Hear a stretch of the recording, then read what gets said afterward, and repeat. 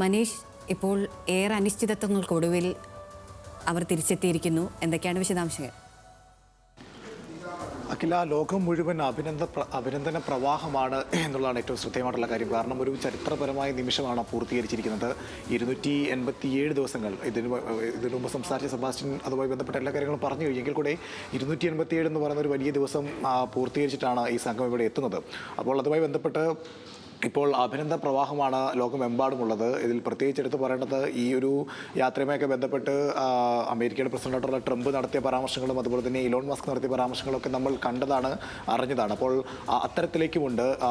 ഈ സ്പേസ് എക്സിൽ സമ്പൂർണ്ണ വിജയമായി ഇവർ ഈ ക്രൂ 9 എന്ന് പറയുന്ന സംഘം ഭൂമിയിലെത്തുമ്പോൾ അവർക്കൊക്കെ നന്ദി പറയുന്നുണ്ട് ഇലോൺ മസ്ക്. പ്രത്യേകിച്ച് നന്ദി പറയുന്നതിൽ ഒരാൾ കൂടിയാണ് ട്രംപിന്. എനിക്ക് എന്താണ് വിശ്വാസം കാത്തതിന് നന്ദി എന്ന് ട്രംപിനോട് അദ്ദേഹം എക്സിലൂടെ ട്വീറ്റ് ചെയ്ത് പറഞ്ഞു. അതിനോടൊപ്പം തന്നെ വൈറ്റ് ഹൗസ് ട്വീറ്റ് ചെയ്തിരിക്കുന്നതിൽ ഇലോൺ മസ്കിന് പ്രത്യേകം നന്ദി അദ്ദേഹം വൈറ്റ് ഹൗസും എടുത്തു പറയുന്നുണ്ട് ഈ ഒരു മിഷൻ പൂർത്തീകരിച്ചതിന്. അപ്പോൾ തീർച്ചയായും ഇനിയുള്ള ദിവസങ്ങൾ മുൻപോട്ട് പോകുമ്പോൾ ഈ സ്പേസ് എക്സിൻ്റെ ഒരു അപ്രമാദിത്യം ഈ ഒരു മേഖലയിൽ ഉണ്ടാകുന്നതും അതിനോടൊപ്പം തന്നെ ട്രംപിൻ്റെ ഒരു യശസ് ഉയർന്നതൊക്കെ നമുക്ക് കാണാൻ കഴിയും. കാരണം ട്രംപ് വൈറ്റ് ഹൗസ് ട്വീറ്റ് ചെയ്തത് ട്രംപ് നൽകിയ വാക്ക് അത് പാലിച്ചിരിക്കുന്നു എന്നുള്ളതാണ്. കാരണം ഈ ഒരു ബഹിരാകാശ യാത്രകൾ അവിടെ കുടുങ്ങുമ്പോൾ അതുമായി ബന്ധപ്പെട്ട് ഈ സ്പേസ് എക്സിനോട് ഇത് ഏറ്റെടുക്കണമെന്നും അവരുടെ മടക്കി കൊണ്ടുപോകണമെന്നൊക്കെ ട്രംപ് ആവശ്യപ്പെടുന്നുണ്ടായിരുന്നു ആദ്യഘട്ടത്തിൽ.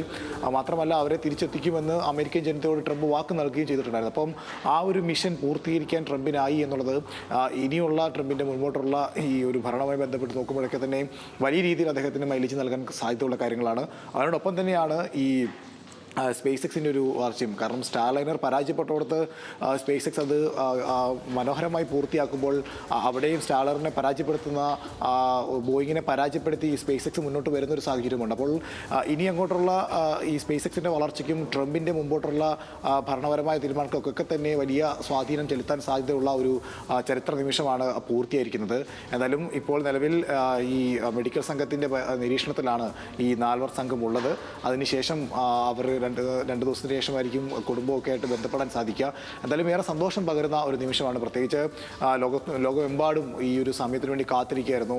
ഈ ഏറ്റവും അവസാനത്തെ 1 മണിക്കൂർ, ഭൂമിയിലേക്ക് പതിക്കുന്ന ഏറ്റവും അവസാനത്തെ 1 മണിക്കൂർ ഏറ്റവും തീവ്രമായിട്ടുള്ള സമയമായിരുന്നു. ആ സമയത്ത് ലോകം മുഴുവൻ നാസ നൽകിയ തത്സമയ ദൃശ്യങ്ങളിലൂടെ ഈ ഒരു കാഴ്ച കാണുകയായിരുന്നു. അതിനുശേഷം ഇപ്പോൾ നാസയ്ക്കും അതുപോലെ തന്നെ സ്പേസ് എക്സിനും ട്രംപിനും ഇലോൺ മസ്കിനും ഒക്കെ വലിയ രീതിയിലുള്ള ഒരു അഭിനന്ദന പ്രവാഹമാണ് ലോകമെമ്പാടുമുള്ള ലോകരാജ്യങ്ങളെല്ലാവരും നേരിടുന്നത്. അഖില, അതെ, 9 മാസത്തെ കാത്തിരിപ്പിനൊടുവിൽ നാസ ശാസ്ത്രജ്ഞരായ സുനിത വില്യംസും ബുച്ച് വിൽമോറും ഭൂമിയിലേക്ക് തിരിച്ചെത്തിയിരിക്കുന്നു.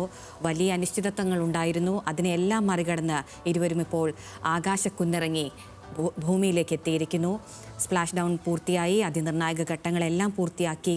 അലക്സാണ്ടർ ഗോർബനോവ്, നിക് ഗേഹ്, സുനിത ബുച്ച് വിൽമോർ എന്നിവർ ഭൂമിയിലേക്ക് എത്തിയിരിക്കുന്നു. നാസയുടെ പ്രസ് മീറ്റ് ഇപ്പോൾ അവസാനിച്ചിരിക്കുന്നുവെന്നാണ് മനസ്സിലാക്കുന്നത്.